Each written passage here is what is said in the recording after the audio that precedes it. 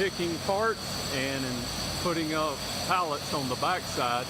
So we installed the pallet stop beams and rack netting to protect the employees who are picking parts down below.